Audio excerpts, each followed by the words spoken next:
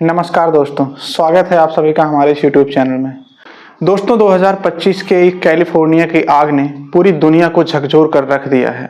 New wildfires have erupted in southern California.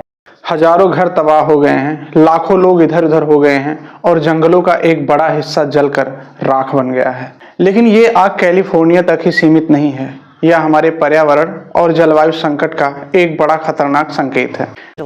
It has torn through more than 10,000 acres and sent tens of thousands of people scrambling from their homes. Warnings had to scramble to safety. आइए समझते हैं आज के इस video में कि आखिर ये वाइल्ड फायर कैसे शुरू हुए। क्या आपने कभी सोचा है कि 2025 में जंगलों की लाखों वनस्पतियां जलकर राख हो गई हैं और ये जंगलों की आग इतनी भयंकर क्यों हो रही है?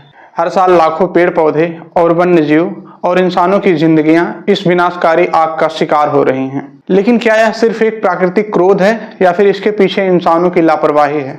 आइए समझते हैं आज के इस वीडियो में। For thousands in Altadena, early on the morning of January 8th, at the height of the devastating heat. Wild fire यानी कि जंगलों में लगने वाली आग, यह एक प्राकृतिक घटना हो सकती है। यह आग सूखे पत्ते, टहनियों और घास में लगने से शुरू होती है। हालांकि 2025 में वाइल्ड फायर और इंटेंसिटी संख्या इतनी ज़्यादा बढ़ गई है कि इसे नेचुरल डिजास्टर के बजाय ह्यूमन मेड समस्या कहा जा सकता है। पिछले कुछ दशकों में ग्लोबल टेम्परेचर में वृद्धि हुई है, जिससे कि गर्मी के समय लंबे हो रहे हैं और बारिश का समय अनियमित हो गया है। इसी वजह से जंगल सूख जाते हैं और आग लगने की संभावना बढ़ जाती है।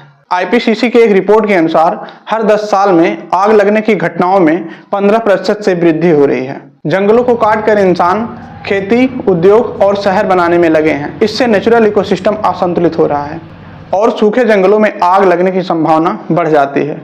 दुनिया में वनों की कटाई की दर 20% बढ़ गई है।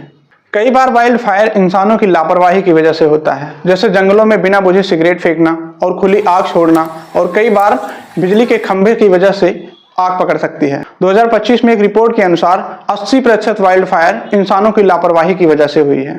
सूखी मिट्टी और हवा में नमी की कमी के कारण आग और भी तेजी से फैल जाती है और तेज हवाएं इसे और भी ज्यादा खतरनाक बना देती हैं। वाइल्ड फायर में सबसे ज्यादा नुकसान जंगली जानवरों का होता है।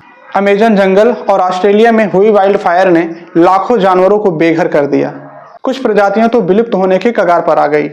आग लगने के कारण कार्बन डाइऑक्साइड का उत्सर्जन होता है, जो कि ग्लोबल वार्मिंग को बढ़ावा देता है।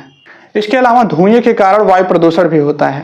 हजारों लोग बेघर हो जाते हैं और फसलें जलने से खाद्य संकट भी पैदा हो जाता है। अमेरिका के कैलिफोर्निया में लगी आग ने लगभग 12,400 घरों को बर्बाद कर दिया है। हमें जंगलों में आग रोकने के लिए मॉनिटरिंग सिस्टम और टेक्निकल चीजों का इस्तेमाल करना चाहिए। ग्रामीण इलाकों और जंगलों के पास रहने वाले लोगों को आग की रोकथाम और सही प्रतिक्रिया के बारे में ट्रेनिंग देना चाहिए और जागरूक करना चाहिए। कैंपिंग करते समय सुरक्षा के नियमों का पालन करना चाहिए।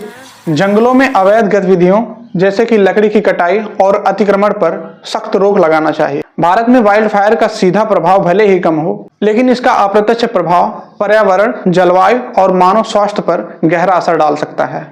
इससे निपटने के लिए केवल भारत को ही नहीं बल्कि पूरी दुनिया को मिलकर काम करना होगा। 2025 की वाइल्ड फायर एक चेतावनी है। अगर हमने अभी भी इस पर सही कदम नहीं उठाए तो इससे भी गंभीर समस्या का सामना करना पड़ सकता है। क्या आप अपनी जिम्मेदारी निभाने के लिए तैयार हैं? अगर ये वीडियो आपको पसंद आया तो इसे लाइक करें, शेयर करें और चैनल को सब्सक्राइब करना ना भूलें। धन्यवाद।